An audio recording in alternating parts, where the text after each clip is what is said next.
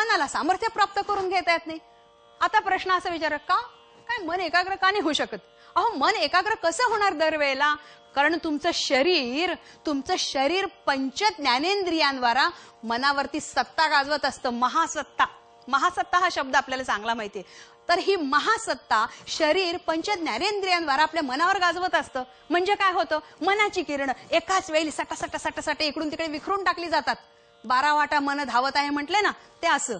कशा प्रकारे आपल्या मनाची किरण विखरवून टाकली जातात तुम्ही विचाराल तर मी लगेच सांगेन. आता मी आपल्या पुढे हा कार्यक्रम करायला उभी आहे, पण एखाद्या सुंदर पदार्थाचा खमंग वास आला, माझं मन तिकडे जाणार आहे. काय पदार्थ आहे तो मला खायचा आहे की नाही, ताबडतोब मनात विचार येणार. त्याच वेळेला जर का लाईट गेले, एसी नाही, पंखे नाही, उकाडा व्हायला लागला, उकाड्याची जाणीव पण त्याच वेळेला होणार आहे. असं होणार का की तो खमंग पदार्थाचा वास येतोय तोपर्यंत उकाड्याची जाणीवच होत नाही? असं होत नाही. त्याच वेळेला उकाड्याची जाणीव होते, त्याच वेळेला खमंग पदार्थाचा वास येतो, आणि त्याच वेळेला समोर एखादी सुंदर साडी दिसली, मन लगेच तिकडे जातं महाराजा.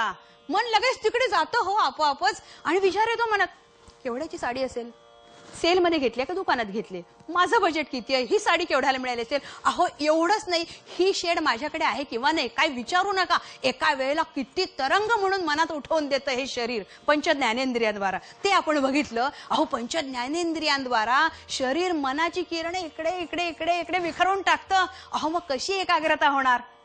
आता ही एकाग्रता होत नाही, मग काय मनाला सांगता येतं की एकाग्र व्हायला लाग, असं नाही सांगतायत. मग ते मन एकाग्र कसं करायचं? आपल्या शरीरातले जे ज्ञानतंतू आपण म्हणतो ते बहुदिशा करतं शरीर पंच ज्ञानेंद्रियांद्वारा, आणि मग मनाची किरण विखरवून टाकली जातात, मन एकाग्र होत नाही.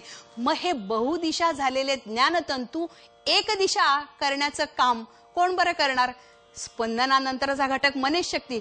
मनःशक्तीच्या नंतरचा घटक जो आहे तो आहे लयबद्ध असा प्राणायाम, म्हणजे श्वासोच्छ्वास. साध्या भाषेत बोलायचं तर लयबद्ध असा श्वासोच्छ्वास. हा लयबद्ध श्वासोच्छ्वास आपल्या शरीरातले बहुदिशा झालेले ज्ञानतंतू एकदिशा करतो, आणि मग आपलं मन एकाग्र व्हायला लागतं.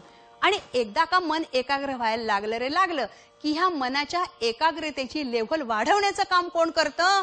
अहो ह्या ओंकाराच्या उच्चाररूपी औषधातला शेवटचा आपला घटक, सूक्ष्म होत जाणारा, हळूहळू हळूहळू फेड आउट होत जाणारा नाद, तो आपण बघूया इथे.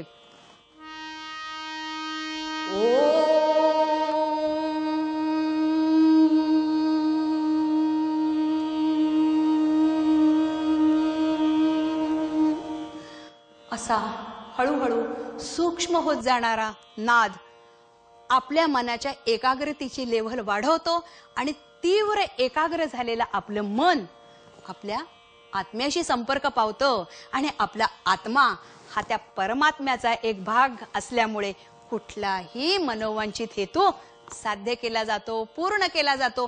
त्याच्या जोडीला जर आपण डॉक्टर असू, ते ज्ञान जर आपल्याला असेल, तर दुसऱ्याची व्याधी बरं करता येणं हे सहज शक्य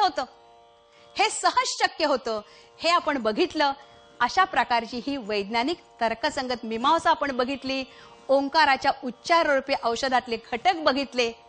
आता इथे हा आपला आरोग्याचा विभाग संपतोय, आणि पुढच्या आवाजाच्या विभागाकडे आपण आता वळतोय. ओंकाराच्या उच्चाराने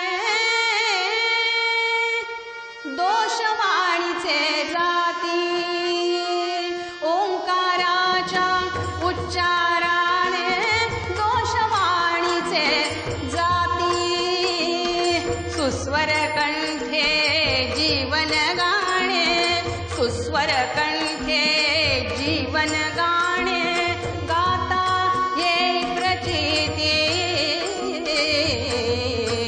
ऐसे सामर्थ्य से, ऐसे सामर्थ्य से घ्या ओंकार अनुभूती.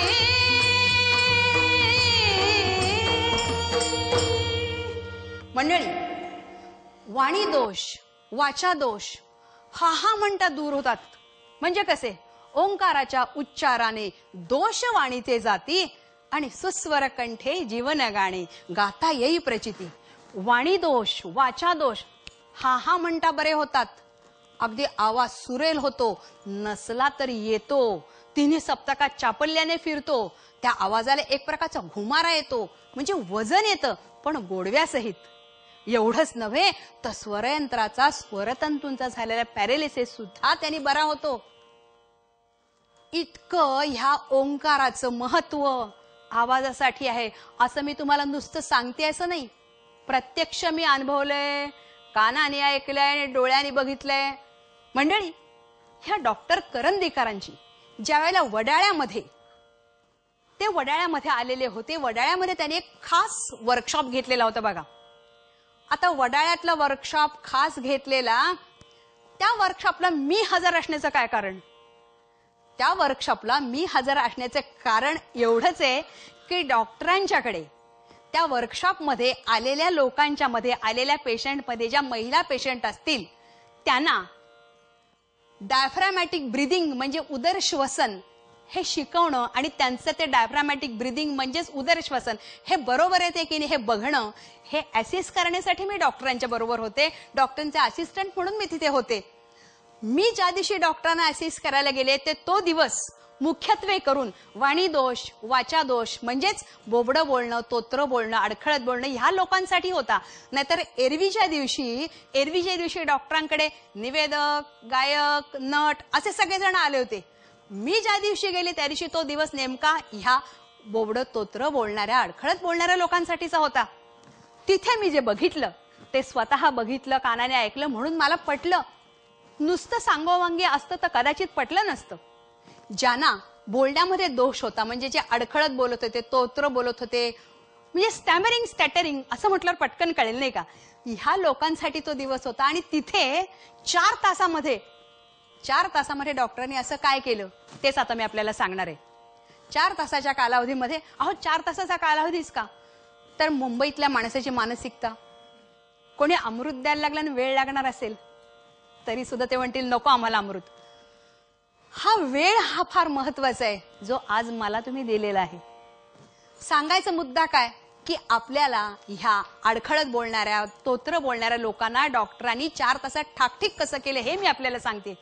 या 4 तासामध्ये डॉक्टरांनी असं काय केलं, ह्या लोकांना सुरुवातीला त्यांनी एक एक वाक्य वाचायला सांगितलं, नाव वाचायला सांगितलं. ते मी आपल्याला त्यांच्या भाषेमध्ये बोलून दाखवते की त्यांचं सुरुवातीचं बोलणं, ट्रीटमेंट पूर्व, मागासारखं उपचार पूर्व आणि उपचारानंतर हे कसं होतं त्यांचं बोलणं. सुरुवातीला त्यांनी आपलं नाव सांगितलं आणि नंतर एक एक वाक्य वाचलं. तर आता हे वाक्य त्यांनी कसं वाचलं, वाणी दोष, हा म्हणता पळतात, आवाज सुरेल होतो, असं त्यांचं सुरुवातीचं बोलणं होतं. ह्या लोकांचं 4 तासाच्या नंतरचं बोलणं नवल वाटण्यासारखं होतं. वाणी दोष, वाचा दोष, हा म्हणता दूर होतात, आवाज सुरेल होतो, असं त्यांचं असं न करता त्यांचं बोलणं हे मी स्वतः बघितलं. आता हे डॉक्टरांनी कसा बदल करून घेतला 4 तासामध्ये, नेमकं त्यांनी काय केलं, का जादूची कांडी फिरवली असं नाही, पण जादूची कांडी फिरवली असं वाटावं असं त्यांनी केलं होतं. सुरुवातीला त्यांना ब्रीदिंग शिकवून घेतलं, म्हणजे डायफ्रॅमॅटिक ब्रीदिंग हा ह्या उपचार पद्धतीचा पाया आहे, उदरश्वसन हा पाया आहे ह्याचा. तर हे आधी शिकवलं. त्याच्यानंतर एक लय त्यांच्या अंगात, मनात, शरीर मनात भिनवून घेतली. ती लय कशी भिनवून घेतली, 1 2 3